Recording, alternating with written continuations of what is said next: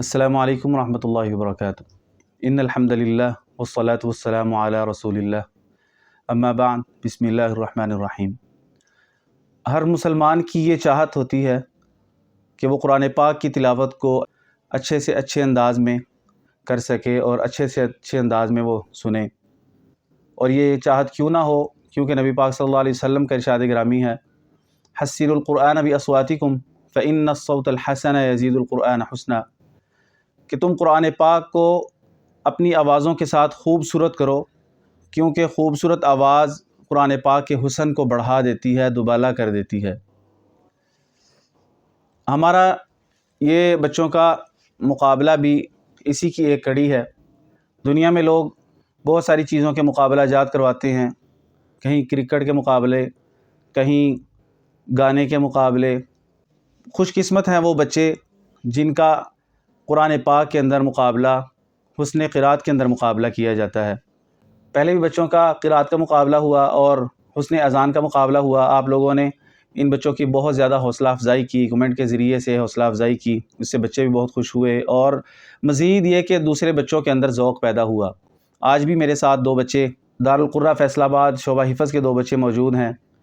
ادھر میری طرف احمد صابر اور دوسرے ہیں احمد محسن، دونوں احمد ہیں اور ماشاءاللہ پڑھنے میں اسم با مسمہ ہے۔ آپ کے سامنے دونوں حدر پیش کریں گے۔ احمد صابر ہیں، یہ عالم اسلام کے مشہور و معروف قاری الشیخ مشاری بن راشد العفاسی، ان کے انداز میں پڑھتے ہیں، جبکہ اس طرف میرے موجود احمد محسن، یہ عالم اسلام کے مشہور قاری الشیخ محمد ایوب برمی، ان کے انداز میں پڑھتے ہیں۔ اب یہ دونوں بچے آپ حضرات کے سامنے پڑھیں گے اور آپ حضرات نے سن کے خود ججمنٹ کرنی ہے اور کمنٹ میں اس بچے کا نام لکھنا ہے۔ اور یہ میں بتاتا چلوں کہ اس کے لیے صرف 2 دن ہے ہمارے پاس۔ آج 25 فروری سن 2025 ہے اور بروز منگل ہے۔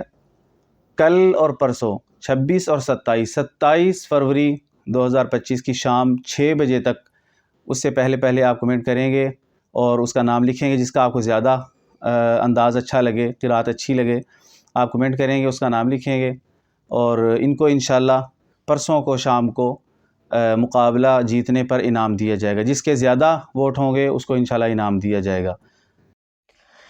اعوذ باللہ من الشیطان الرجیم، بسم اللہ الرحمن الرحیم، تبارک الذی بیدہ الملک وہو علی کل شیء قدیر،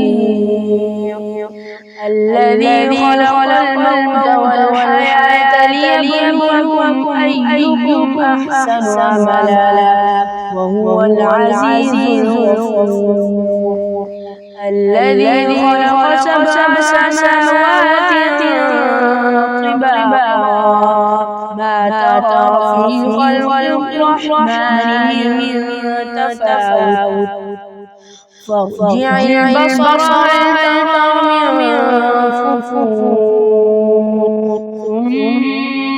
ثم ارجع البصر كرتين ينقلب إليك البصر خاسئا وهو حسير، ولقد زينا السماء الدنيا بمصابيح وجعلناها رجوما للشياطين وأعتدنا لهم عذاب السعير، وللذين كفروا بربهم عذاب جهنم وبئس المصير، إذا ألقوا فيها سمعوا لها شيئا وهي تفور تكاد تميز من الغيظ، كلما ألقي فيها فوج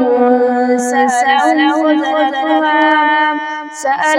خزنتها ألم يأتكم نذير، قالوا بلى قد جاءنا نذير فكذبنا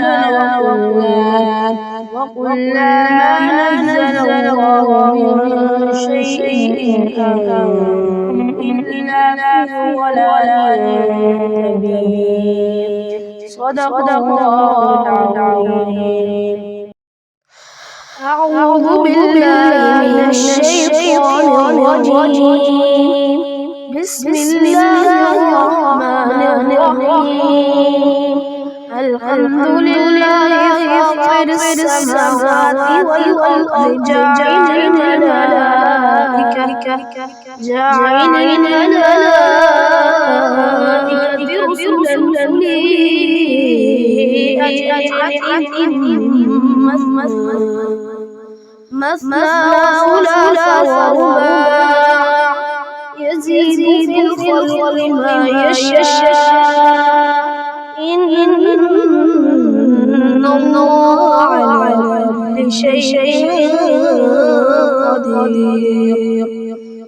ما يفتح الله للناس من رحمة فلا ممسك لها وما يمسك فلا مرسل له من بعده وهو العزيز الحكيم. يا أيها الناس اذكروا نعمة الله عليكم هل من خالق غير الله يرزقكم من السماء والأرض لا إله إلا هو فأنا تؤفكون. وإن يكذبوك فقد كذبت رسل من قبلك وإلى الله ترجع الأمور. يا أيها الناس إن وعد الله حق فلا تغرنكم الحياة الدنيا ولا يغرنكم بالله الغرور. إن الشيطان لكم عدو فاتخذوه عدوا إنما يدعو حزبه ليكونوا من أصحاب السعير. الذين كفروا لهم عذاب شديد والذين آمنوا وعملوا الصالحات لهم مغفرة وأجر كبير. صدق الله العظيم. आप हज़रात ने इन बच्चों का सुना। यकीनन दोनों ने बहुत अच्छी कोशिश के साथ, मेहनत के साथ बहुत खूबसूरत अंदाज से पढ़ा। आपसे गुजारिश है कि आप 3 काम कीजिए। सबसे पहला ये कि इस चैनल को सब्सक्राइब कीजिए, दूसरा ये कि इसको वीडियो को लाइक कीजिए और फिर ये कि कमेंट में इन बच्चों का जिसने ज़्यादा आपको महसूस हुआ कि अच्छा पढ़ा है आप उसका नाम लिखिए। अल्लाह रब्बुल इज़्ज़त हम सब का हामी व नासिर हो। और आखिर में एक ज़रूरी आपसे मैं गुजारिश करना चाहूँगा कि रमज़ान मुबारक का महीना बिल्कुल करीब है। रमज़ान मुबारक के महीने में हुफ़ाज़ तो कुरान पाक पढ़ते ही हैं, गैर हाफ़िज़ जितने लोग हैं आप सब ये वादा कीजिए कि रोज़ाना कम से कम एक पारा देख के हम ज़रूर पढ़ेंगे। रमज़ान मुबारक के महीने के अंदर कुरान पाक का पढ़ना उसका अजर व सवाब और भी ज़्यादा बढ़ जाता है। यकीनन मुझे उम्मीद है कि आप कुरान पाक की ज़्यादा से ज़्यादा इस रमज़ान मुबारक में तिलावत करके अपने नामा आमाल में इजाफ़ा फ़रमाएँगे और हमारी इस वीडियो को सुनकर इंशाअल्लाह इसको शेयर भी करेंगे और इस सदका जारिया में हिस्सादार बनेंगे। अल्लाह रब्बुल इज़्ज़त हम सब को दुनिया और आखिरत की तमाम भलाइयाँ नसीब फ़रमाए। व आखिरु दावाना अल्हम्दुलिल्लाहि रब्बिल आलमीन। अस्सलामु अलैकुम व रहमतुल्लाहि व बरकातुहू।